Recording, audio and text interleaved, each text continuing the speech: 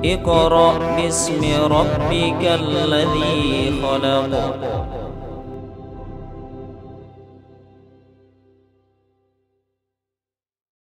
Assalamualaikum warahmatullahi wabarakatuh. Jamaah sekalian yang dimuliakan Allah Subhanahu wa taala dimanapun berada. Kembali kita kepada podcast selanjutnya. Alhamdulillah pada pagi hari ini kita kedatangan Ustadz Kondang, ya, beliau sebagai ketua DMW Hidayatullah.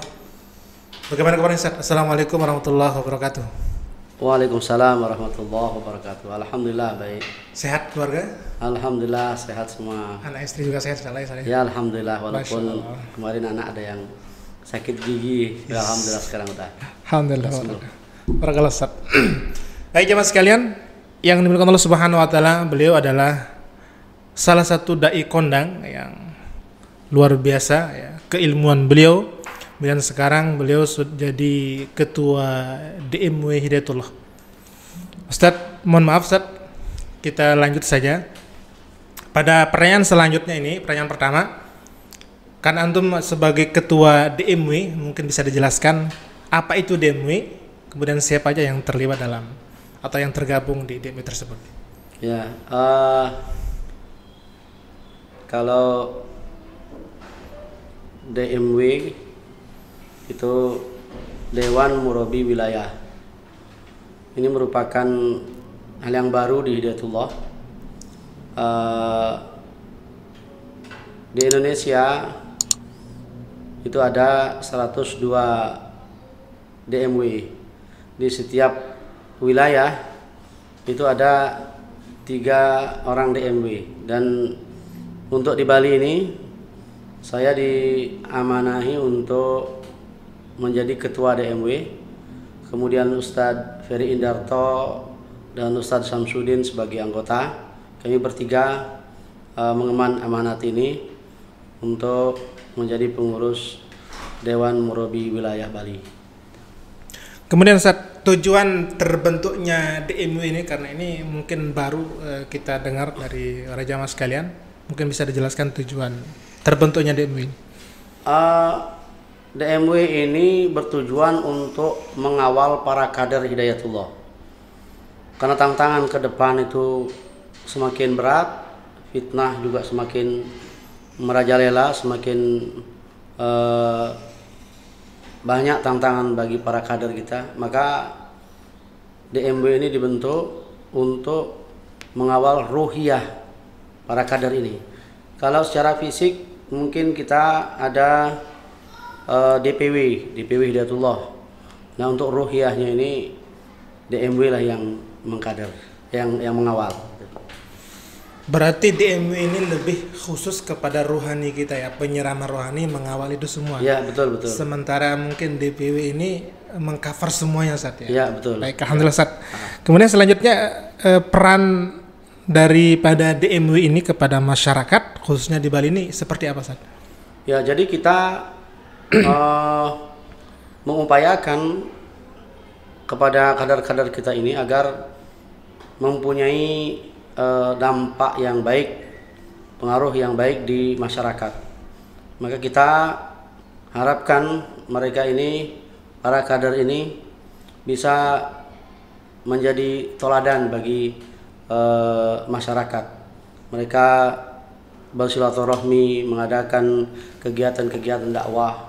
Nah, disinilah DMW berperan di tengah masyarakat agar antara kader dan jamaah ini bisa sinergi dan dapat menunaikan tugasnya dengan baik, sehingga ke depan akan semakin menunjukkan hasil yang lebih baik lagi, terutama dalam peningkatan keimanan, ketakwaan, atau hal-hal yang terkait dengan ruhiyah. Baik, DMW ini kan Dewan Murabi Wilayah Ustaz. Harusnya mungkin banyak program ya. Iya. Program tersendiri mungkin. Kira-kira program utama DMW ini apa Ustaz? Program utama DMW seperti tadi saya katakan, dia mengkader mengawal kader-kader Hidayatullah, terutama dalam pelaksanaan jati diri Hidayatullah dan gerakan Nawafil Hidayatullah yang disingkat dengan GNH. Nah, apa jati diri Hidayatullah itu? Jati diri Hidayatullah itu adalah kepribadian yang harus dimiliki oleh setiap kader Hidayatullah yang terdiri dari 6 unsur penting. Yang pertama, sistematika wahyu atau disingkat dengan SW sebagai gerakan dakwah dan tarbiyah. Kemudian Ahlus Sunnah wal Jamaah yang kedua. Kemudian Al-Harakah Al-Jihadiyah Al-Islamiyah. Kemudian Imamah Jamaah. Kemudian Jama'atun minal muslimin, dan yang terakhir itu Al-Wasatiyah. Gitu. Gerakan Nawafil Hidayatullah, kalau gerakan Nawafil Hidayatullah itu yang pertama adalah memakmurkan masjid. Bagaimana kader-kader Hidayatullah ini melaksanakan sholat berjamaah di 5 waktu di masjid untuk memakmurkan masjid. Kemudian sholat rawatib yang jumlahnya 10 atau 12 rakaat sehari semalam. Dan itu harus menjadi gerakan utama.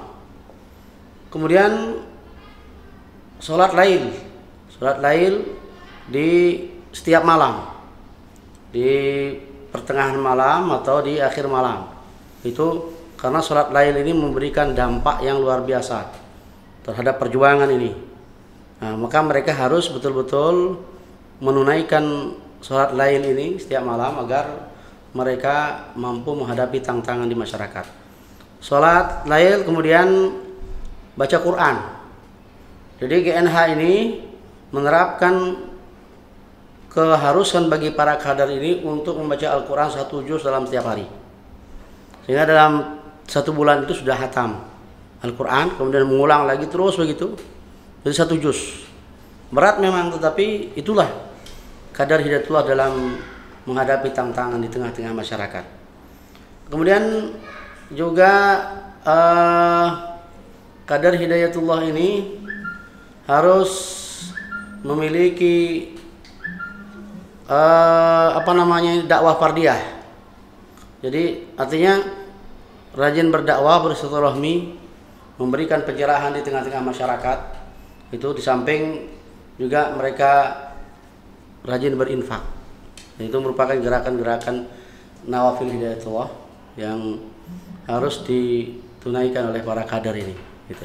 Baik, alhamdulillah Ustaz. Ini suatu yang luar biasa ya, program utama daripada DMW ini. Tadi tentang dijelaskan jati diri Hidayatullah yang harus dimiliki oleh setiap kader. Ataukah itu juga termasuk untuk masyarakat sekitar atau warga Hidayatullah? Dan kemudian GNH ini sebagai bentuk aplikasi dalam kehidupan sehari-hari. Bagaimana Ustaz? Baik, kalau jati diri kemudian GNH kader itu memang orang-orang yang sudah terbina betul di dalam lingkup Hidayatullah. Jadi kalau kita tahapannya itu kita ada departemen dakwah. Departemen dakwah itu melakukan taklim di masjid-masjid, kemudian di majelis-majelis taklim, kemudian di rumah-rumah. Sekarang kita ada namanya rumah Quran. Itu departemen dakwah. Setelah mereka ikut dalam taklim, kita masukkan ke lingkup pembinaan secara khusus. Di sini nanti sudah mulai bekerja sama dengan departemen perkaderan.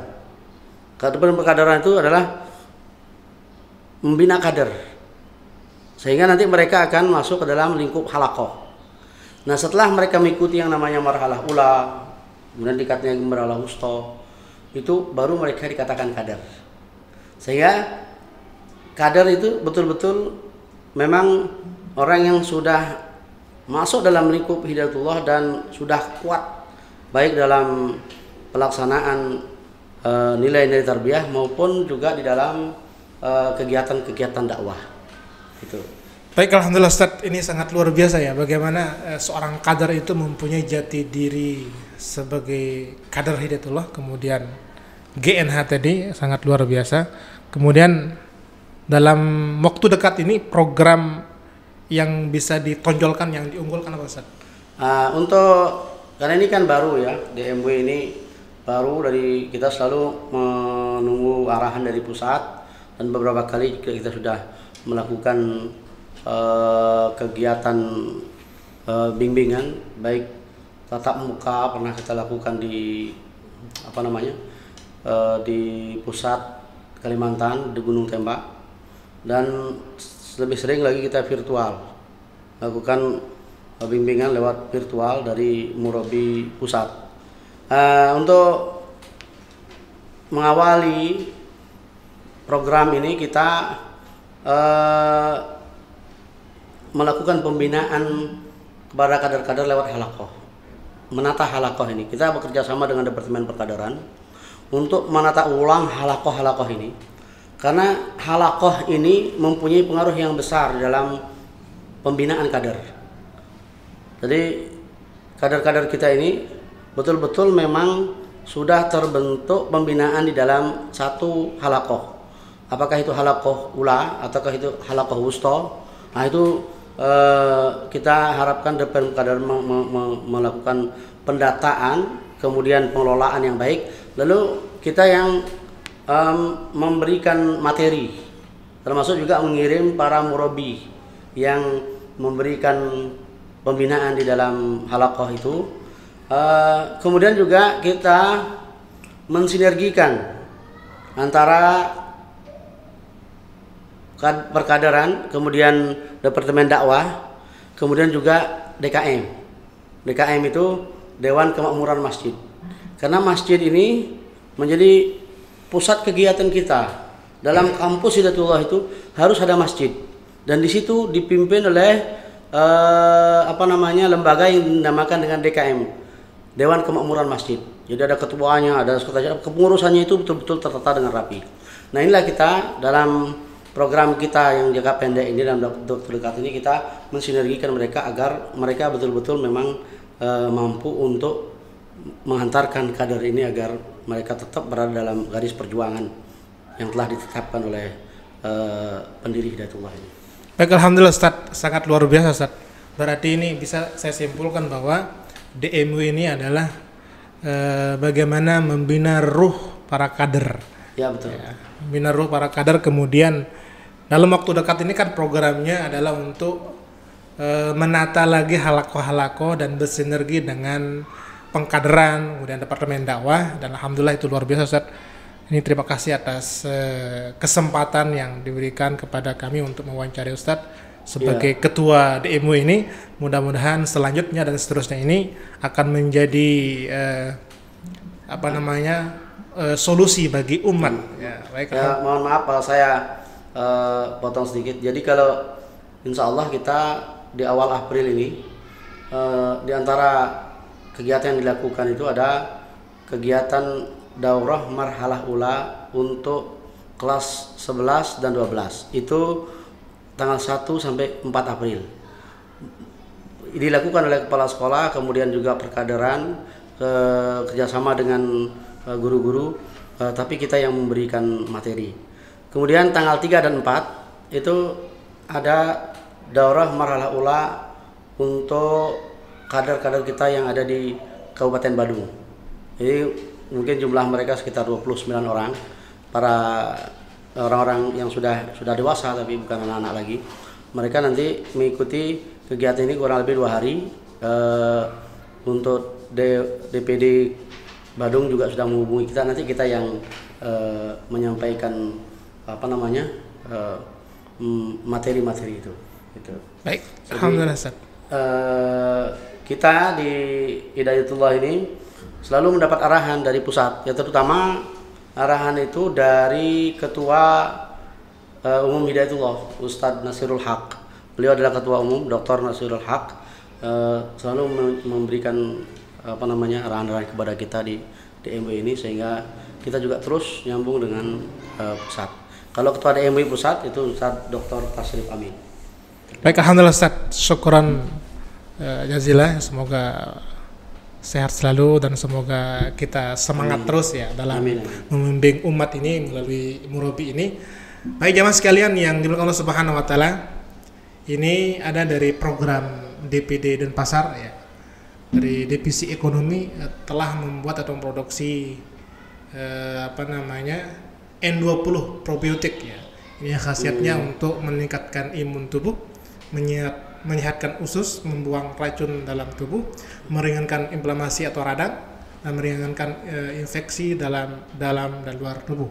Ini sangat luar biasa. Ini buatan dari Departemen Ekonomi dari DPD Denpasar. Kemudian selanjutnya N21 ini juga probiotik juga. Jadi khasiat ini meningkatkan imun tubuh dan membuang toksin dalam tubuh. Baik jemaah sekalian, saya kira demikian dulu kesempatan pada hari ini. Mudah-mudahan kita selalu senantiasa diberikan kesehatan Allah Subhanahu wa taala. Assalamualaikum warahmatullahi wabarakatuh. Waalaikumsalam warahmatullahi.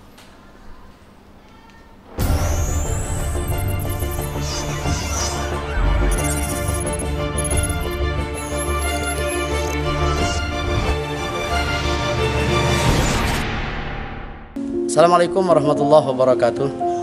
Salah satu keunggulan lembaga pendidikan Hidayatullah adalah lembaga ini lembaga yang berbasiskan tauhid.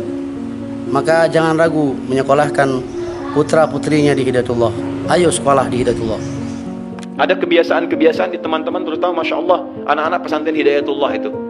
Demi Allah saya katakan, itu diantara kebiasaan mereka pada umumnya tidak pernah meninggalkan tahajud malam, terkhusus malam Jumat. Anak-anak itu tuh yang luar biasa. Jarang diekspos ya, tapi saya sampaikan supaya kita ikuti kebiasaan itu.